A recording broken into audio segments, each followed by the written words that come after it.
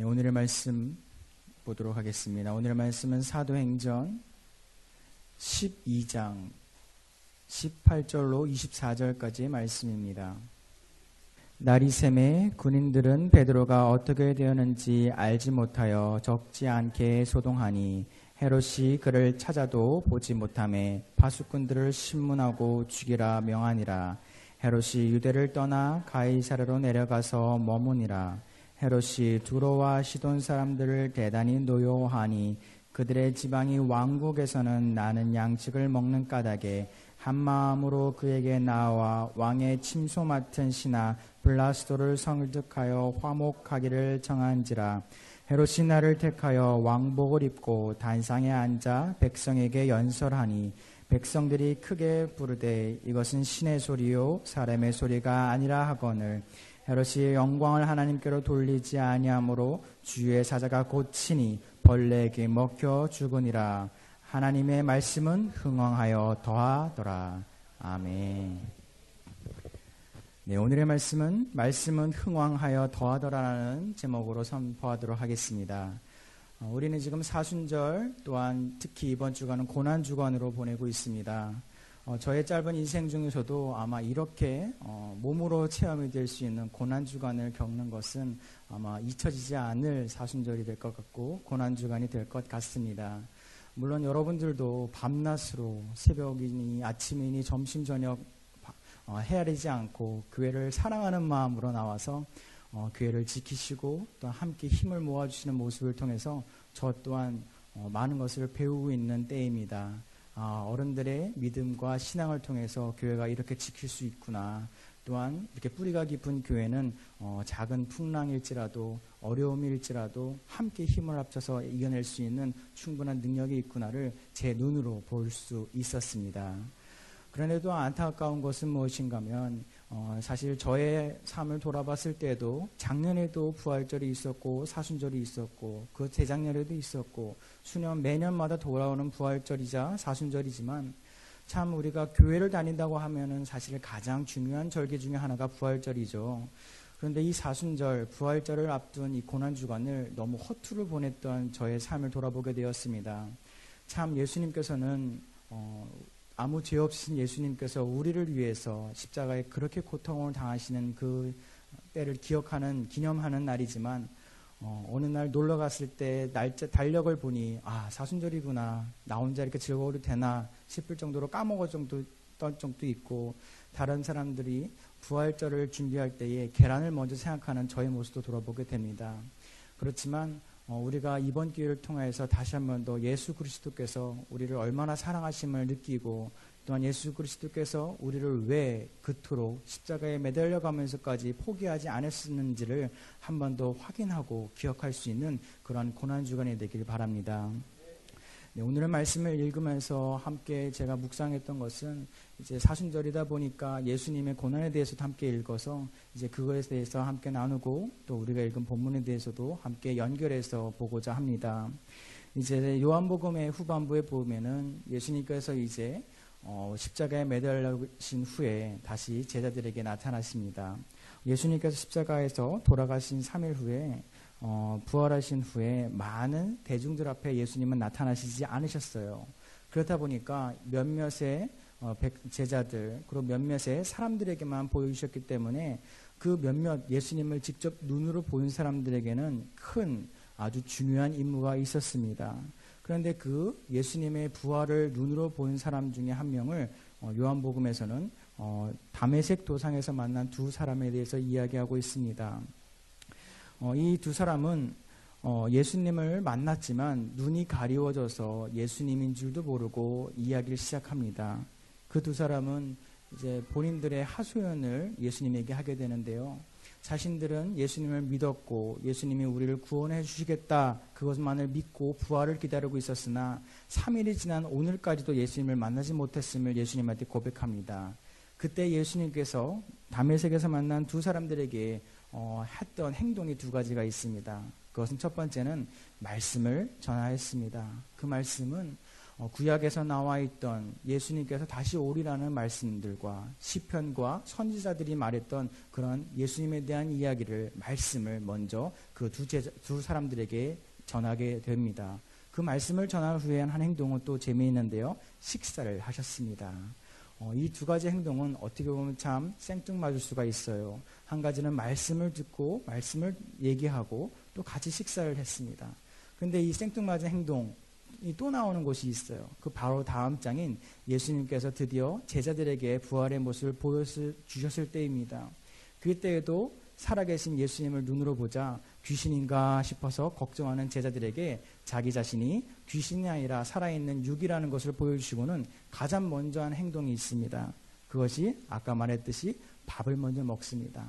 그 밥도 웃기게 생선 한 토막 좀 달라라고 하시고서는 식사를 먼저 하십니다. 그리고 나서 한 행동은 아까와 마찬가지로 말씀을 전파하셨습니다. 이와 같이 예수님께서 부활 후에 제자들과 만나는 사람에게 했던 두 가지의 행동이 있습니다. 그 첫 번째는 식사를 같이 하셨다는 것이고 또 한 가지는 말씀을 전달하였습니다. 그럼으로써 예수님께서 살아있다는 것을 보여준 뿐만 아니라 이 땅에 왜 오셨음을 또한 그것을 세상 사람들에게 전할 수 있는 방법을 알려주셨다는 것입니다. 이 두 가지의 행동은 초대교회라고 하죠. 예수님께서 하늘로 올라가고 남은 사람들에게도 똑같이 보여지게 됩니다.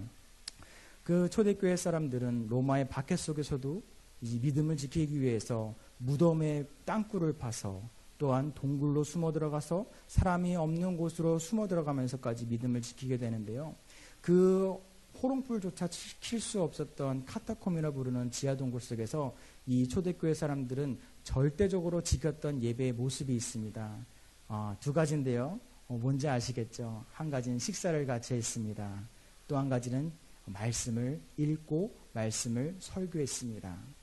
제가 초대교회 예배서를 여러 가지를 읽어보았으나 찬양이 들어가 있는 예배서도 있고 또 이 찬양이 없는 예배서도 있습니다. 여러 가지 추측을 해보건데 찬양을 할 수 없었던 상황이 있었겠죠. 왜냐하면 문 밖에 로마 병사들이라든지 자신들을 탄압하는 사람들이 숨어 있을 수 있었기 때문에 소리내어서 찬양할 수는 없어도 꼭 지켰던 것은 말씀을 읽고 말씀을 들었다는 것입니다. 또한 식사를 나누었다는 것입니다. 자, 여기서 이제는 식사에 대해서 설명을 잠깐 드리면은 왜 예수님은 하필 식사를 하셨을까입니다.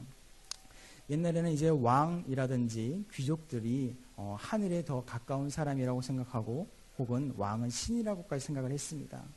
그렇기 때문에 신과 가까운 사람이 되기 위해서는 높은 지위가 필요하다고 생각을 했어요. 그래서 예배라든지 이런 예전의 문화 속에서는 높은 지위가 있는 사람만이 하나님을 만날 수가 있었습니다. 그런데 예수님께서는 우리에게 말씀해 주시는 것이 무엇이냐 하면 식사를 통해서 똑같이 예수님도 생선 한 토막을 드시고 우리도 생선 한 토막을 드시고 남자, 여자, 어린아이 할 거 없이 모두 같은 하나의 식탁의 공동체를 통해서 남자, 여자, 남녀노소가 사라지고 이방 사람들, 유대인들이 다 없어지는 그러한 것을 이야기하고 있습니다. 이것이 말하는 것은 우리가 생각하고 판단하는 것과 또한 우리와 생각이 다른 사람들 또한 모두 하나님에게 구원받은 사람들이라는 것입니다. 그렇기 때문에 지금 조금 마음이 아픈 것이 교회의 문제로 인하여서 많은 연희교회 성도들이 크게는 2개, 3개, 4개 이상으로 쪼개졌습니다. 그러다 보니까 처음에는 개인의 문제로 시작되었다가 점점 사람들과 성도가 성도 간의 싸움이 되고 있는 것을 보게 되었습니다. 그것은 사실은 우리가 본질을 흐리고 있는 것이죠. 사실은 성도와 성도는 서로 싸우기 위한 공동체가 아닙니다. 생선 한 토막을 나눠 먹듯이 서로가 갖고 있는 것, 작은 것을 나누고 서로 사랑으로서 허물을 덮어주는 것이 성도와 성도들이 해야 될 일이라고 하는 것입니다.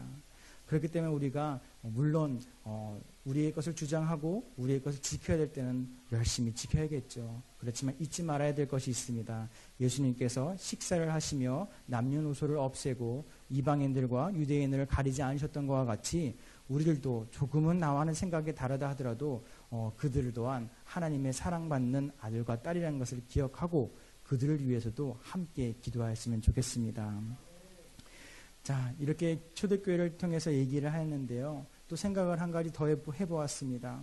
그렇다면 초대교회에서 중요시 여겼던 것이 식사를 하고 한 가지는 말씀을 듣는 것이라고 한다면 교회의 가장 중요한 것은 무엇일까?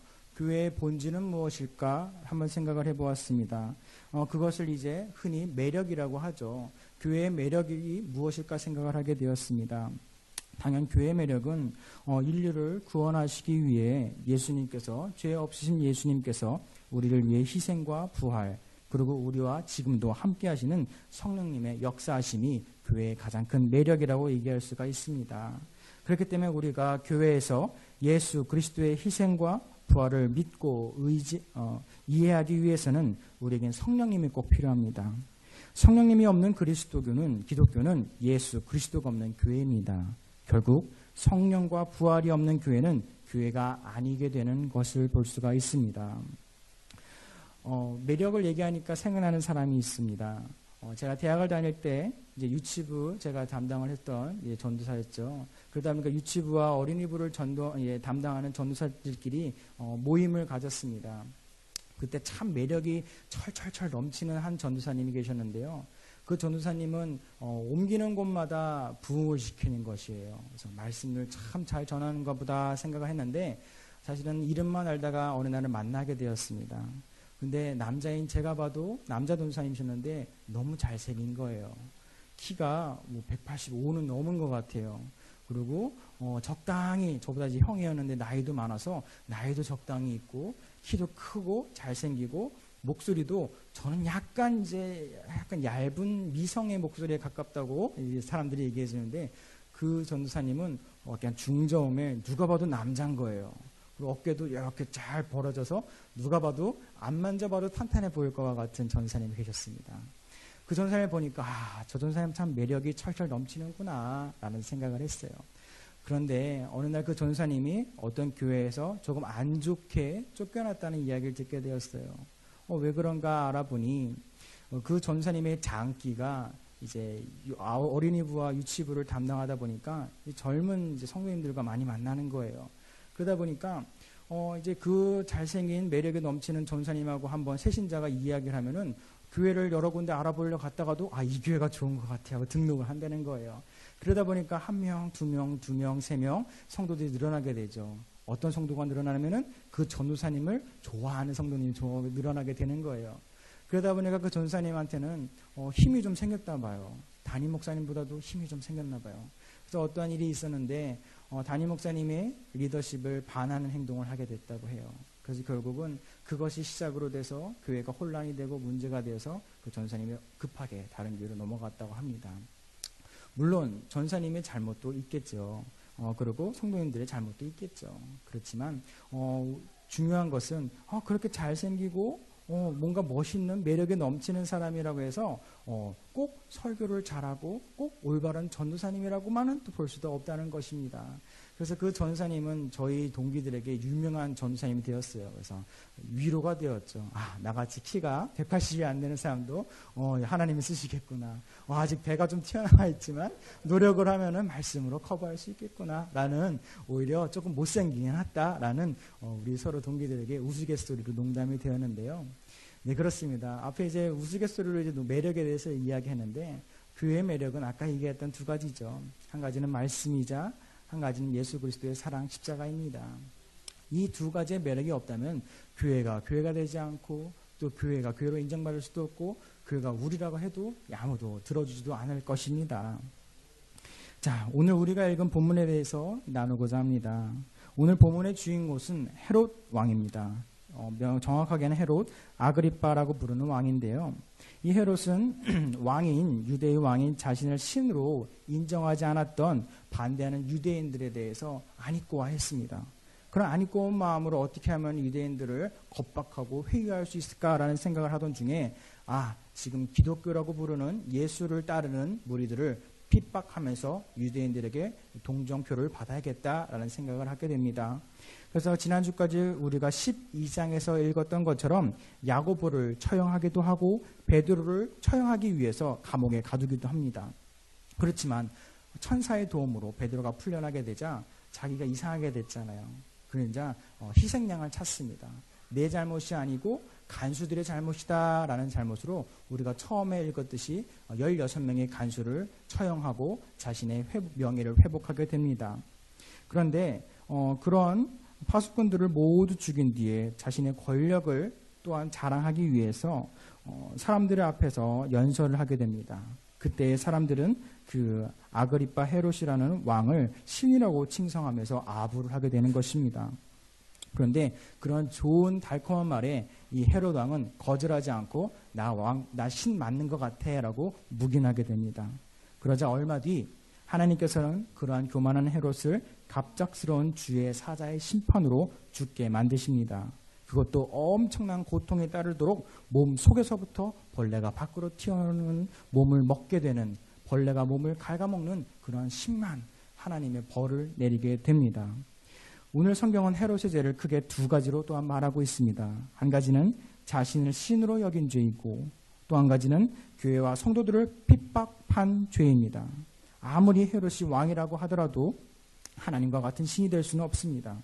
물론 오늘 본문 22절에 나와 있듯이 스스로 왕이라고 칭하지는 않았습니다. 그러나 헤롯은 유대인이었기 때문에 하나님이 이 땅에 살아계심을 머리로는 알고 있었습니다. 그렇기 때문에 이방 사람들이 자신을 향해서 신이라고 칭찬했을 때 유대인의 왕으로서 정중히 거절해야 된다는 것입니다. 여러 성경학자들은 여러 의견들이 있지만 이 헤롯 왕은 자신이 신이라고 여기고 사람을 죽이는 큰 죄를 지었지만 그 즉시 처벌받지는 않았다고 합니다. 적게는 5일, 길게는 1년 뒤에 이 헤롯 왕은 하나님에게 심판을 받았다고 이야기합니다. 우리가 삶을 살다 보면, 어떤 믿음을 지키다 보면은 하늘도 참 무심하지. 저런 사람은 왜 벌하지 않고 저렇게 떳떳하게 살아다니고 있지. 하나님께서는 도대체 무엇을 하고 있는지 궁금할 때가 있습니다. 그러다 보면 어떨 때는 혼자 답답해하지 못해 기도도 되지 않을 때는 하나님을 향해서 막 손가락질하거나 막 하소연할 때도 있습니다. 그러나 우리가 기억해야 될 것은 하나님께서는 아무리 작은 죄라도 죄를 그냥 넘어가거나 용인하지 않으신다는 것을 기억해야 합니다. 오늘 이 말씀을 듣고 있는 우리에게도 이 말씀은 동일하게 적용됩니다. 우리의 죄와 허물로 인해서 심판해서 우리는 지금 당장은 묵인되거나 용서되는 것처럼 보일 수 있습니다. 그렇게 생각할 수는 있습니다. 그러나 우리가 히브리서 9장 27절에서 하나님께서 말씀해 주셨듯이 한 번 죽는 것은 사람에게 정해진 것이요 그 후에는 심판이 있다라고 명확하게 이야기하고 있습니다. 우리의 삶 속에서 보면은 분명히 심판의 때에 신실하시며 공정하신 하나님의 판결이 있음을 기억해야 합니다. 또한 우리 스스로도 죄인들과 같이 악을 행하거나 보복을 하기 위해서 나의 믿음을 쉽게 내려놓지 마시기 바랍니다. 우리의 믿음은, 그리고 우리의 신앙은 나의 노력이 이전에 2000년 전에 우리를 사랑하시는 예수 그리스도의 핏값으로 허락되었다는 것을 또한 기억해야 합니다. 그렇게 우리는 불의와 타협하지 않고 하나님의 방법을 간구해서 의의 길로 승리하는 그날까지 믿음과 우리의 신앙을 지키는 저와 여러분 되길 소망합니다. 이제 오늘의 말씀을 정리하고자 합니다. 오늘 우리에게 주신 말씀의 핵심 구절은 마지막에 읽었던 24절 말씀입니다. 다시 한번 24절 말씀만 짧으니까 함께 읽도록 하겠습니다. 하나님의 말씀은 흥왕하여 더하더라. 아멘.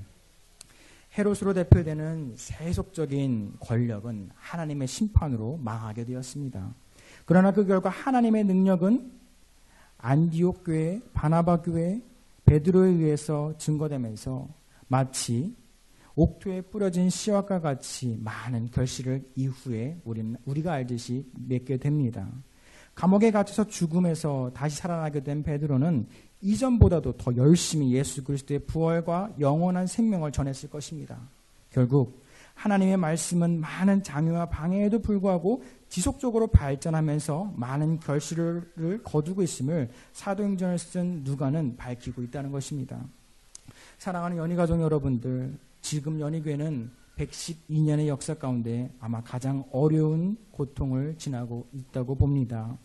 이 문제는 물론 한 명 혹은 개인 혹은 몇 명의 사람들을 위해서 시작되었을 수는 있습니다. 그러나 우리가 앞으로 바라보고 해야 될 것은 개인의 잘못과 부도덕함에 대해서 비방하거나 한탄하는 것이 아닙니다. 이 일을 하나님의 방법대로 해결하고 난 뒤에 우리가 해야 할 일들에 대해서 준비해야만 한다는 것입니다. 물론 눈앞에 있는 상황이 폭력적이고 위급하기에 내일의 일도 예측할 수 없는 우리들이기에 그런 여유가 없기에 말도 안 됩니다. 말도 안 돼요 라고 할 수도 있습니다. 그러나 오늘 하나님께서 말씀을 통해서 우리에게 위로하고자 하시고 싶은 것은 바로 우리가 방금 읽은 24절 말씀입니다. 하나님의 말씀은 흥황하여 더하여 지니라. 자, 교회의 매력은 무엇일까요? 교회가 지켜야 될 것은 또한 무엇일까요? 초대교회를 지키면서 목숨을 위협하는 로마의 위협 속에서도 믿음의 선조들은 말씀과 성령의 역사하심을 놓지 않고 지켰습니다. 기독교인들은 핍박하던 헤롯은 하나님의 손으로 직접 치리되어서 벌을 받았습니다. 그 이후 하나님의 역사하심이 하나님을 모르는 이방 땅으로 퍼져나가서 수많은 교회가 세워지고 믿음의 씨앗이 뿌려져서 헤아릴 수 없는 결실 또한 맺게 되었습니다. 결국 하나님의 말씀과 성령의 역사하심은 성도의 변화된 삶의 열매로 우리에게 보답될 것입니다. 매력이란 것은 사람들의 이목을 끄는 힘이기도 합니다. 교회가 부흥한다는 것은 이러한 매력들이 있을 때에만 부흥할 수가 있습니다. 그러면 교회의 매력은 다시 한번 무엇일까요? 다시 말하면 어떤 교회가 매력이 있으며 또 어떤 교회는 매력을 가질 수 있을까요? 그것은 교회의 구성원들인 성도들이 성령 안에서 서로 사랑하면서 예배하며 말씀을 지킬 때입니다. 때로는 시련과 절망에서 나의 믿음을 지켜야 할 때에도 그런 상황도 주어집니다. 지금 당장은 나에게 왜 이런 시련이 왔는지 이해조차 할 수가 없고 도망가거나 또한 피하고 싶을 때도 있을 것입니다. 그러나 분명한 것은 우리가 과거에 예배함에 있어서 즐겁고 감사함을 느낄 수 있었던 것을 기억한다면 그것 또한 성령의 도우심이었습니다. 지금 고통과 힘듦이 있었을 때에도 예배할 수 있는 것 또한 성령의 도우심이라는 것입니다. 지금 우리가 예배와 교회를 지키기 위해서 밤낮으로 시련과 고통을 당하는 것 또한 엄격히 하나님의 시험이자 성령님의 인도하심을 믿으시기 바랍니다. 결국 지금 우리가 겪고 있는 시험 또한 지나갈 것입니다. 이 시험 속에서 우리들의 믿음은 더욱 성장하고 때로는 옳지 못한 길을 가고 있었다면 나의 욕심과 잘못된 신앙에서 돌아와서 하나님을 향한 십자가의 길로 돌아갈 수 있는 기회라는 것입니다. 초대교회는 말씀과 기도를 통해서 드러나는 하나님과의 수직적인 관계가 바르게 정립되었습니다. 그뿐만 아니라 함께 고난을 이기면서 함께 고난을 당하면서 믿음을 지켰던 사람들의 재산과 또한 이웃들과의 사랑, 작은 생선 한 토막까지도 나눠 먹는 그러한 수평적인 관계 또한 바르게 정립되었다는 것을 기억해야 합니다. 이처럼 하나님과 하나님 안에서 함께 예배하는 이웃에 대한 바른 관계의 정립은 결국 교회 밖의 사람들로부터 우리 교회가 진정한 교회가 되고 진정한 기독교로서 인정받을 수 있는 기회라고 하는 것입니다. 사랑하는 연희가족 여러분들, 물론 지금 우리 주변에 있는 이웃들, 우리 교회를 향해 손찌검할 수도 있습니다. 비방할 수도 있습니다. 교회 다니는 것들이, 교회 다니는 사람들이 자기들끼리라고 평가할 수 있습니다. 그러나 그 평가 필요한 것이라면 달게 받아야 된다는 것입니다. 우리가 다시 한 번 더 초대교회를 돌아가서 우리가 어려운 환경에 있을수록 놓지 말아야 될 것, 교회의 매력 두 가지 아시죠? 한 가지는 말씀, 또 한 가지는 성령의 인도하심입니다. 그렇기 때문에 이번 한 주 남은 고난 주간을 보내는 저와 여러분들 가운데서도 새로운 고난과 고통이 있을 때라도 언제나 말씀을 붙잡고 성령님과 나와 함께 하신다면 그 담대한 믿음을 붙잡고 항상 매일을, 매 순간을 승리해 나갈 수 있는 저와 여러분 되길 축복합니다. 기도하겠습니다. 사랑과 은혜가 많으신 하나님 감사합니다. 우리에게 허락하신 시험을 올바로 깨닫고 우리가 겪고 있는 이 시험 속에서 하나님만을 사랑할 수 있는 믿음을 허락하여 주시옵소서. 그리고 그 고통을 이겨낼 수 있는 우리의 육체적인 건강과 마음과 믿음을 허락하여 주시옵소서. 또한 우리 연희교회를 사랑하는 많은 이들이 있습니다. 112년의 역사 가운데에 하나님께서 너무나도 많은 은혜를 내려주셨사오니 앞으로의 삶과 앞으로의 일정 기간 중에서도 하나님께서 우리 연희교회를 사랑하시는 그 마음으로 회복시켜 주셨고 우리에게 음성 들려주셨고 말씀이 회복되며 성령님이 한 명 한 명마다 가슴을 뜨겁게 하여 다시 한번 하나님의 첫사랑을 기억하고 하나님의 우리를 얼마나 사랑하심을 기억할 수 있는 우리의 한 주의 삶이 될 수 있도록 허락하여 주시옵소서. 세상으로 돌아갑니다. 말씀을 들었사오나 돌아가는 발걸음마다 우리의 하나님의 말씀을 잊어버릴 수가 있습니다. 그때 하나님께서 친히 우리에게 임하여 주셔서 우리 입술을 주장하여 주셨고 손을 주장하여 주셨고 마음을 주장하여 주셔서 기쁨과 감사가 넘치고 또한 우리의 눈으로는 성령님의 역사하심을 직접 눈으로 볼 수 있는 그런 하나님의 살아계심을 보여주시옵소서. 우리 연희교회를 사랑하며 이번 남은 한 주도 우리를 사랑으로 지켜줄 걸 믿사오며 사랑이 많으신 예수 그리스도의 이름으로 기도드렸습니다. 아멘.